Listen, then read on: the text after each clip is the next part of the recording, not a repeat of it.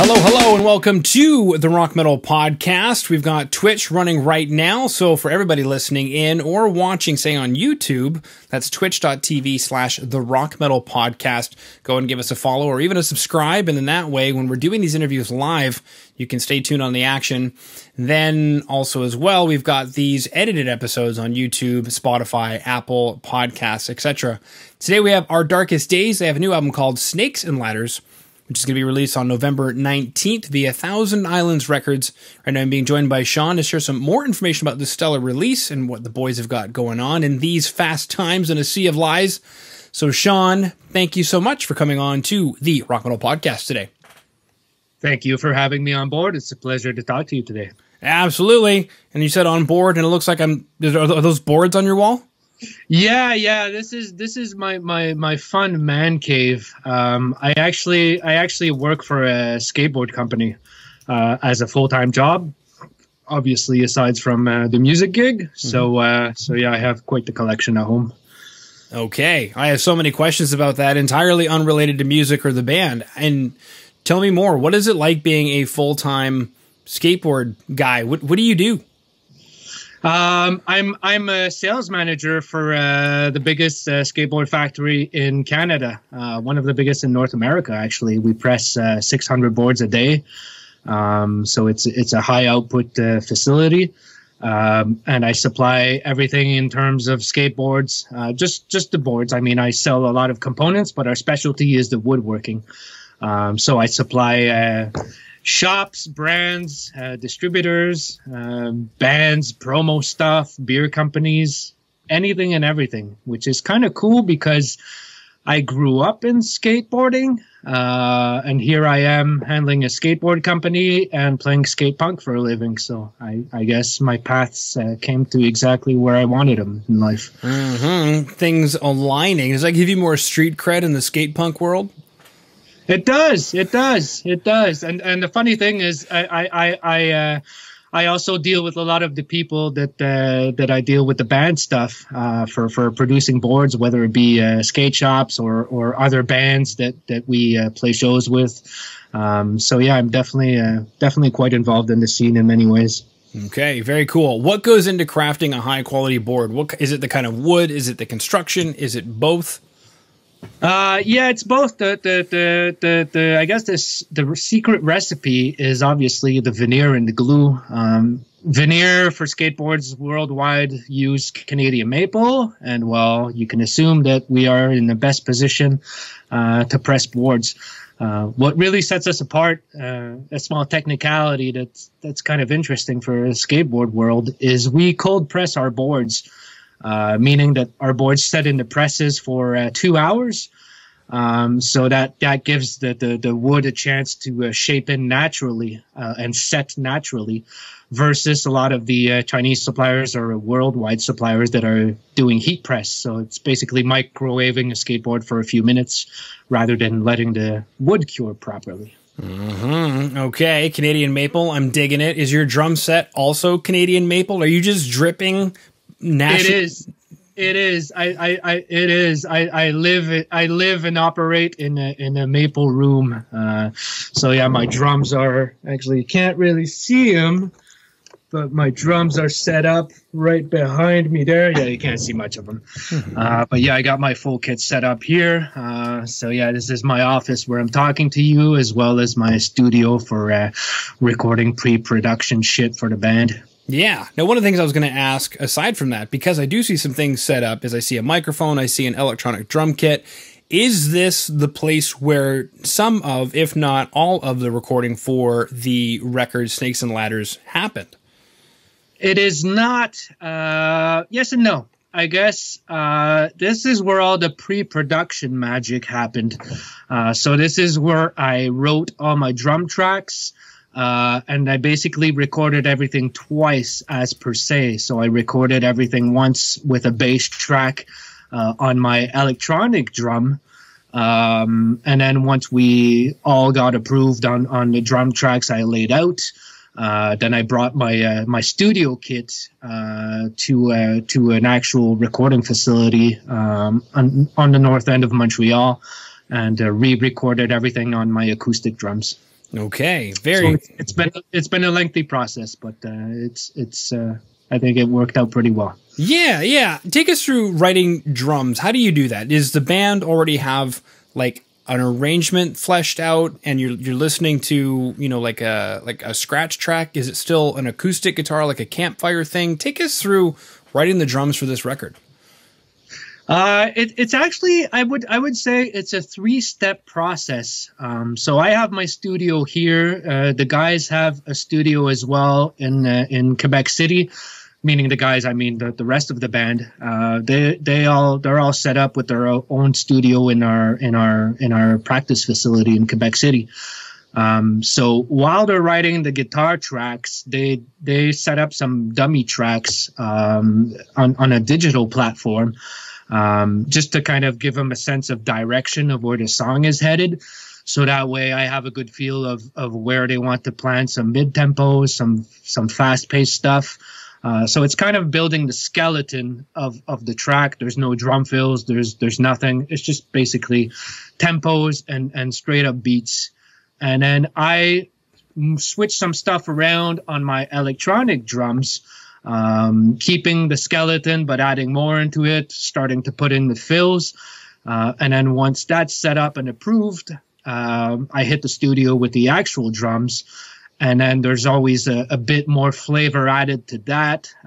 There's a lot of it that happens on the spot, so some drum fills happen live on the spot. Obviously I have many more cymbals on my actual kit, so I'd say there's a lot of freestyling that's done at the very end during the actual recording process. Okay, now I guess my next question is more of a devil's advocate question, and that is, if you've got an electronic drum kit, why go down to the studio to take all the drums, sell the mics up? This costs money. You've already got the electronic drums. Is it a vibe thing? I know you mentioned like more cymbals and things, but I guess my devil's advocate question is, why record real drums in 2021? To keep it pure. To keep it pure. As simple as that. I've never been a fan of electronic drums on recordings, even less to have pre-programmed drums. I know a lot of bands are doing it right now. I have some close friends that are studio engineers that's their last resort solution is to do everything digitally, because it's a lot easier to edit. I'm more of an old school head, so I really like to put in the extra work and actually redo things properly and set it up properly on an acoustic kit. Okay, very cool stuff. Now it looks like you're wearing. Is that hat? Is that the record label? Yep. This is a hat from Thousand Islands. So they released some fresh merch at the last show we played. So yeah, they look pretty dope. So I sport it on several occasions. Okay, perfect. How did they get involved? Were you guys shopping out because it sounds like it's reasonably local. If I think about Thousand Islands, I'm thinking about, like, what is that, Eastern Ontario? Exactly. Yeah, they're in the Montreal area. I mean, they've been around forever and are doing a really good job for the label. I've known Bruno for a while now. My old band, before I was in Our Darkest Days, I used to play in a band called Bussière, who was also signed on Thousand Island Records. So when I migrated towards Our Darkest Days and they had this record contract with Thousand Islands for this upcoming album, it only made sense to me to do it that way, since I already knew the crew pretty well. Okay, very cool stuff. Now let's chat about a bit more of this record, Snakes and Ladders. My understanding is it's based on the game. Exactly. Okay, and for our American friends, it's Chutes and Ladders. That's right. But here in Canada, we like snakes. So Snakes and Ladders. What was it about the game that inspired you guys to write an album about it? It's a lot of our songs. I mean, our songs are we don't touch any highly political topics. Our topics are more of the day-to-day day-to-day struggles of life, really.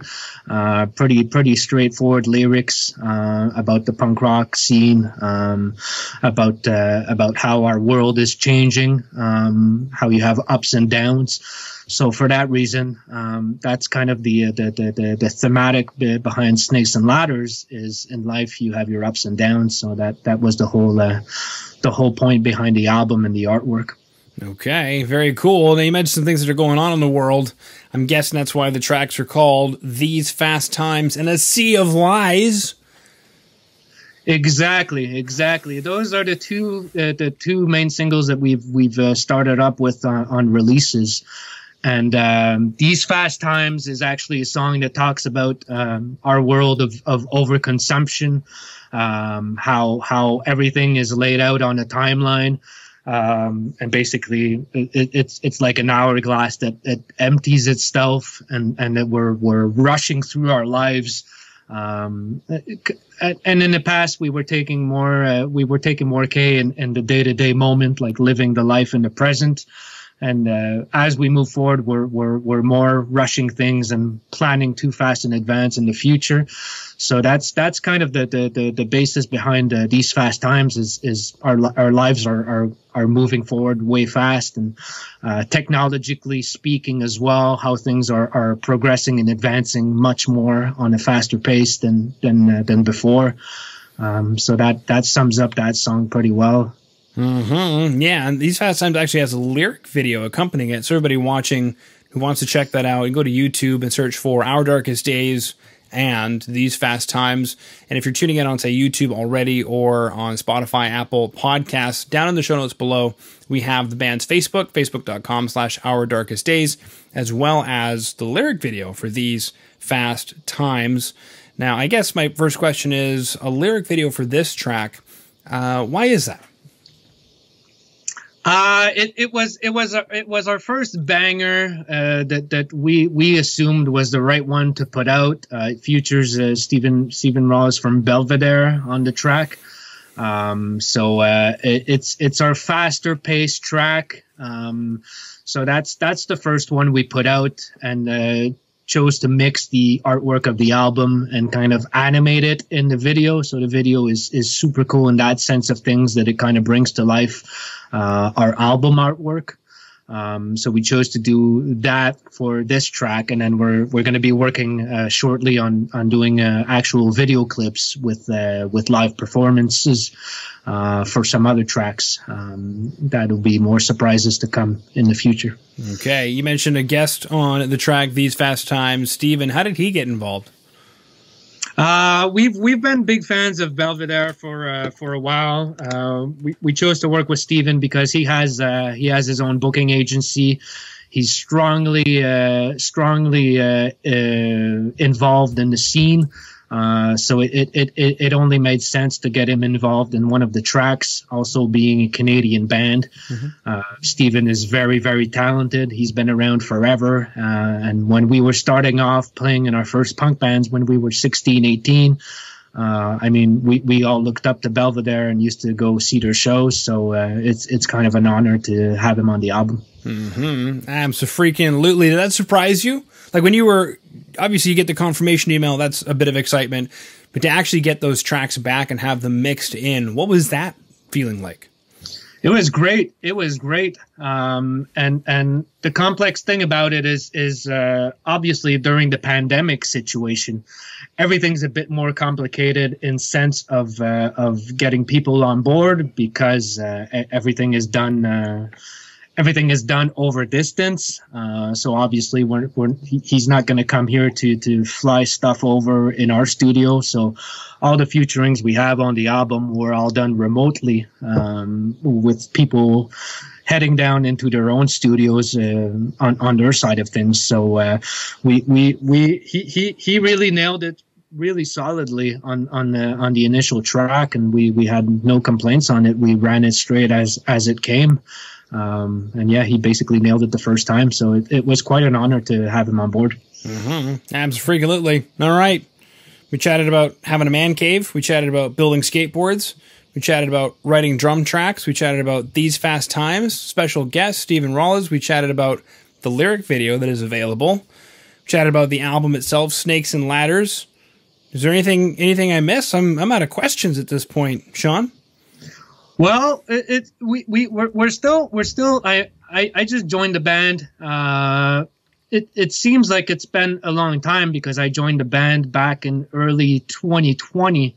But the recording process, we've put a lot of work in it during the pandemic situation to make sure that we come out with something that's higher than anyone's expectations. Mm-hmm. So it's definitely a step up from the first release we've done. And being new in the band, I mean, it's kind of just a new start for us. We played our first show back in September, called Music for Cancer, and that was our first gig together. So we have a lot of stuff planned for the future. I mean, shows, everything is a bit on a hiatus right now because obviously we don't know when stuff's gonna get booked up again. Yeah. I learned for the first time today. I saw it on the Facebook of one of my friends' venues here called Turbo House in Montreal that they sent a post. I forget the exact date. I think it's the 15th of November that shows are allowed where people can be standing up, dancing, moshing, and walking around freely.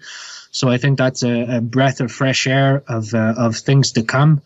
So yeah, we're really looking forward to going on the road and starting to support the album and doing as many shows as we can and hopefully hitting Europe within the next year. Okay, beautiful. Awesome. Well, thank you so much. That new album, Snakes and Ladders, out November 19th via Thousand Island Records. Website down below in today's show notes, facebook.com/ourdarkestdays, as well as link to the lyric video, These Fast Times, on YouTube. Sean, thank you so much for coming on to the Rock Metal Podcast today. Thank you, John. Have a good day.